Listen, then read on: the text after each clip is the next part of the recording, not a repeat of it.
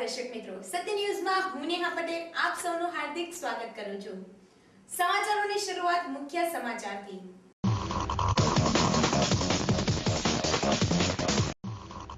વલસાડમાં રેન્જ આઈજીપીની અધ્યક્ષતામાં યોજાયેલ લોક દરબાર. રેન્જ આઈજીપી હસમુખ પટેલને વેધક સવાલો કરતા નાગરિકો.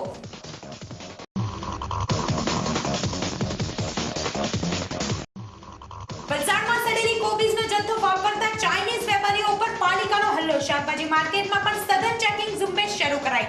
સત્ય ન્યૂઝ ઉપર અહેવાલો પ્રસિદ્ધ થતા જ પાલિકા પ્રમુખે હાથ ધરેલી કામગીરી.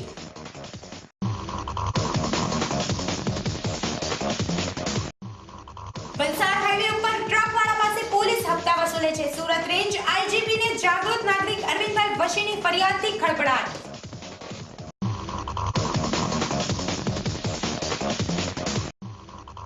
વલસાડ સિવિલમાં અજાણી મહિલાનું કરુણ મોત. વાલી વારસોને સંપર્ક કરવા અપીલ.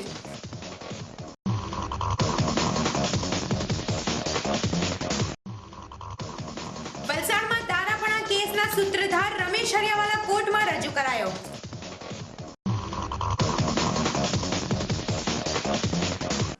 હવે સમાચારો વિસ્તારથી. પોલીસ ખાતામાં પ્રમાણિક ઓફિસર તરીકેની નામના ધરાવનાર અને આ જિલ્લામાં અગાઉ પોલીસ વડા તરીકેની ફરજ બજાવીને ધાક ઊભી કરી ગયેલા સુરત રેન્જના આઈજીપી હસમુખભાઈ પટેલની અધ્યક્ષતામાં વલસાડના મોંઘાભાઈ હોલ ખાતે યોજાયેલ લોક દરબારમાં ઉપસ્થિત જાગૃત નાગરિકોએ પડતરરૂપ થયેલા બેધક સવાલો ઉઠાવ્યા હતા. જેમાં પત્રકાર બંકિમ દેસાઈએ શહેરમાં ટ્રાફિક સિગ્નલ કામ નહીં કરતા હોવા ઉપરાંત સીસી કેમેરા લગાવવા માટેના સવાલ ઉઠાવતા શ્રી પટેલે જણાવ્યું હતું કે ગુજરાતના મુખ્ય 4 નગરો અમદાવાદ, વડોદરા અને રાજકોટ, સુરતમાં ટ્રાફિક પોઈન્ટ ઉપર સીસી કેમેરા લગાવવાની કામગીરીનો પ્રારંભ થનાર છે. ત્યારબાદ તબક્કાવારના અમલમાં વલસાડમાં પણ આ પ્રકારની સિસ્ટમ શરૂ થનાર હોવાની વાત કરી હતી. જ્યારે પાલિકાના સભ્ય ઝાકીરભાઈ પઠાણે મોગરાવાડીમાં વધુ એક પોલીસ ચોકી હોવા અંગે ભાર મૂક્યો હતો. જ્યારે શહેરના અગ્રણી કૈલાશનાથ પાંડેએ પણ લોક દરબાર દરમિયાન કેટલાક સીધા સવાલો ઉઠાવ્યા હતા. જેમાં હાઈવે ઉપર સતત બંધ રહેતી સ્ટ્રીટ લાઇટોને લઈને સર્જાતા અકસ્માતો અને વલસાડ એલસીબી પોલીસ વિભાગમાં કેટલાક પોલીસ કર્મચારીઓ વર્ષોથી એક જ જગ્યાએ ફરજ બજાવતા હોવા છતાં તેઓની બદલી થતી નથી. અને ત્રીજો સવાલ, તેઓએ સ્કૂલના બાળકો બેફામ બાઇક ચલાવતા હોવાથી અકસ્માતોનું પ્રમાણ વધતા સ્કૂલના બાળકોને બાઇક ચલાવવા ઉપર પ્રતિબંધની માંગ કરી હતી. લોક દરબાર દરમિયાન મોટી સંખ્યામાં જાગૃત નાગરિકો ઉપસ્થિત રહ્યા હતા અને સવાલો કર્યા હતા.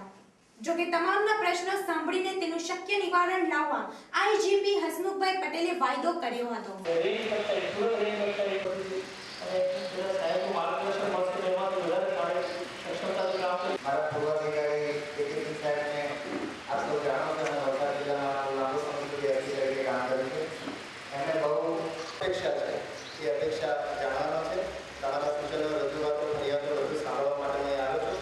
વ્યક્તિગત ફરિયાદો હોય કે વ્યક્તિગત કોઈ અરજીઓ જે રજૂઆત હોય એ લોકદરબાર પૂરો થયા પછી હું અહીંયા સાંભળીશ, જેથી બીજા લોકોનો સમય ના પડે.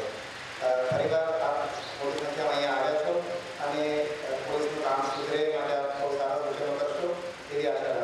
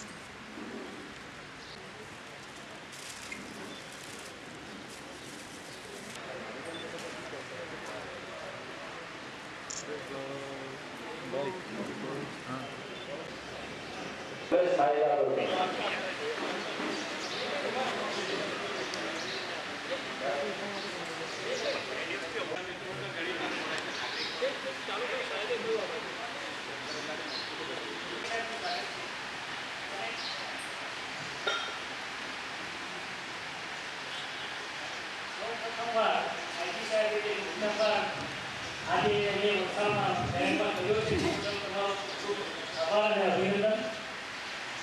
આ લોક દરબાર ચાલુ થઈ ગયા તો એક તમને એક સજેશન એ છે લોક દરબારના સવાલોના જવાબ બધા જે ક્વેશ્ચન કરતા છે એ લોકોને મળે. તે ઉપરાંત આગળ તમારા લોક દરબાર પહેલા જે બી કોઈ બધા પોલીસ એ બી એટલું જ મહત્વનું છે. તમને નહીં આ બધા જનતાને ખબર પડે એટલે અહીંયા મારો અભિગમ જરૂરી એવો છે કે લોક દરબારમાં કોઈ સૂચન થાય તો અહીંયા અમે સૂચના આપીએ એ પ્રમાણે કામ થાય અને અમે આવું કામ કરવાના છીએ એ લોકોને પણ ખબર પડે એટલે કે કોઈ પણ બેંક અને હોસ્પિટલને પરવાનગી નગરપાલિકા આપે એ પેલા પોલીસ ડિપાર્ટમેન્ટની એનઓસી એવી જરૂરી છે કે વાહનમાં આ અડચણરૂપ ટ્રાફિકમાં નથી. સર એને 3થી વધારે જો એ વ્યક્તિની જો ફરિયાદ હોય તો એને અમુક ઘણી વખતે એમાં વધારે પ્રોબ્લેમ થાય છે. તો એને એનો લોકો અમલ કરે છે મૂક્યા છે પણ ટ્રાફિકના પેલો મેન્ટેનન્સના હિસાબે બંધ છે સાહેબ. ગીટારના મૂક્યા છે ત્યારના બંધ છે સાહેબ. ઓકે એટલે જ્યારે પણ આપણે ટ્રાફિક સિગ્નલ નગરપાલિકા દ્વારા મારું એ કહેવું છે કે આવા જે તમે સિગ્નલ પણ મારી જે રજૂઆત છે તે છે કે પોલીસ દરેક પોલીસ સ્ટેશનની ઉપર પોલીસની ભરતી થતી નથી.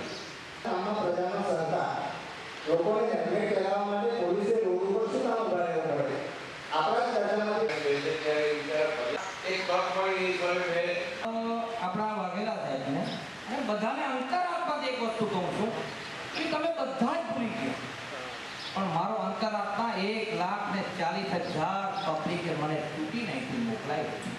પણ વરસાદ નથી આવતો કે વરસાદ જલ્દી આવે તેવી બધા પ્રાર્થના અંદર કરવી જોઈએ પોતાના પ્રશ્નો રજૂ કરીને ના કરતા આપણે. ઓકે થેન્ક યુ નેક્સ્ટ હવે સાહેબ એક બે હવે મેન મુદ્દો કે આપણે બધા જ બોલી ગયા. હું નગરપાલિકા સદસ્ય જો 5 ટર્મથી ચૂંટાવું છું. આપણા ડીએસપી સાહેબ જે બેઠેલા છે એને ખરેખર તો આજે ઇતિહાસમાં છે એવું કામ જે કર્યું છે તે ધન્યવાદ ને પાત્ર છે. આ નગરપાલિકા